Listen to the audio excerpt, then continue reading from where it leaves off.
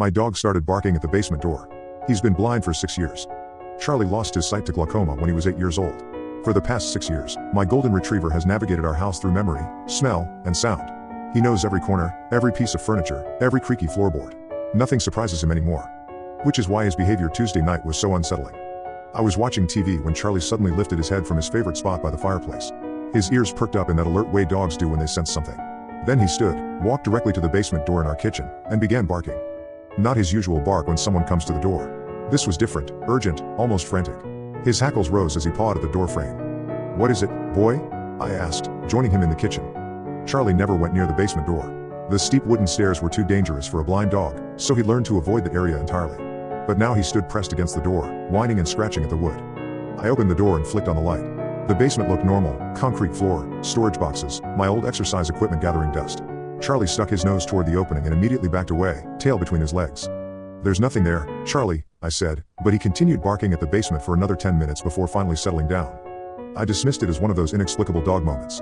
Maybe he'd smelled a mouse or heard something I couldn't detect. Until it happened again the next night.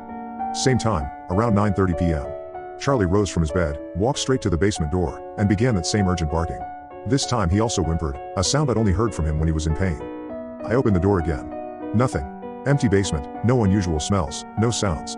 But Charlie's reaction was even stronger. He actually tried to push past me toward the stairs, something he'd never done since losing his sight. "Charlie, no." I caught him before he could fall down the steps. He struggled in my arms, desperate to get to the basement, barking towards something I couldn't see. That's when I noticed something odd. Charlie wasn't barking randomly into the basement. His head tracked from left to right, as if following something moving across the far wall. But he'd been blind for 6 years. I called my vet the next morning. Dr. Patel had been treating Charlie since he was a puppy and knew his case well. "There's no possibility his sight has returned," she assured me. "The glaucoma caused permanent damage to his optic nerves. But dogs have incredible senses we don't fully understand. He might be detecting something through smell or hearing that's triggering protective instincts. But he acts like he's watching something move. Dogs retain muscle memory for head movements even after losing sight. He could be responding to sounds and appearing to track movement." That evening, I decided to investigate more thoroughly. I grabbed a flashlight and went down to the basement while Charlie barked upstairs. I searched every corner, moved boxes, checked for signs of rodents or intruders. Nothing. But as I stood in the far corner where Charlie seemed to focus his attention, I felt it, a cold spot.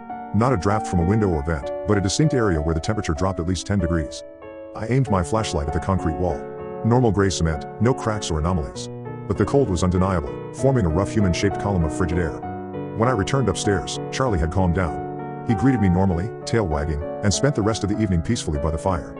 The pattern continued for weeks. Every night at 9:30, Charlie would bark at the basement. During the day, he showed no interest in that area whatsoever. I started documenting his behavior, noting the exact times and duration of each episode. The consistency was unsettling, always 9:30 p.m., always lasting approximately 15 minutes, always focused on the same area of the basement. 3 weeks into this routine, something changed. Charlie's barking took on a different tone, less frantic, more conversational. He would bark twice, pause, then bark once. Pause. 3 barks. Pause. As if responding to something. I decided to spend the night in the basement to see what Charlie was reacting to. I set up a sleeping bag in the corner opposite from where Charlie usually focused his attention. At exactly 9:30 p.m., I heard him begin barking upstairs. Down in the basement, I couldn't hear whatever he was responding to. But I could feel it. The temperature dropped dramatically. My breath became visible in the suddenly frigid air. And though I saw nothing, I had the unmistakable sensation of being watched. Then I heard footsteps. Soft, shuffling steps moving across the concrete floor. But no one was there. The footsteps approached slowly, stopping directly in front of where I sat. The cold intensified until I was shivering uncontrollably. Then, impossibly, I felt a hand touch my shoulder. I scrambled up the stairs, heart pounding, leaving my sleeping bag behind. Charlie was waiting at the top, tail wagging as if greeting an old friend. The next morning, I researched the history of my house. Built in 1952 by the Hartley family.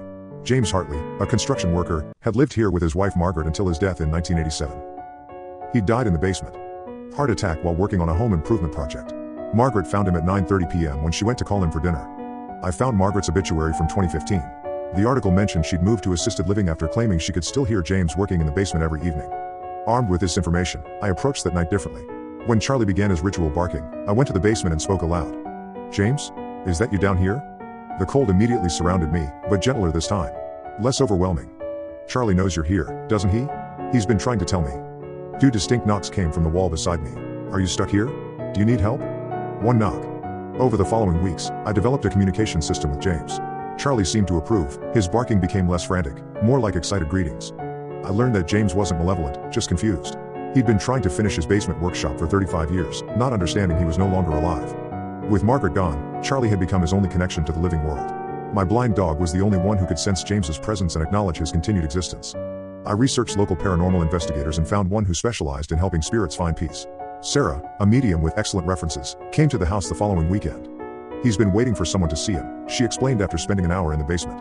Your dog has been his companion all this time. But James needs to understand he can let go now. The process was surprisingly gentle. Sarah helped James understand what had happened and guided him toward whatever comes next. The basement grew warm, the oppressive feeling lifted, and that night, for the first time in weeks, Charlie didn't bark at 9:30 p.m. Charlie still goes to the basement door occasionally, but now it's different. He'll sit there quietly for a few minutes, tail wagging slightly, as if saying hello to an old friend who might visit sometimes. Dr. Patel was wrong about one thing: Charlie hadn't regained his physical sight. But he'd always been able to see the things that mattered most, even when the rest of us couldn't.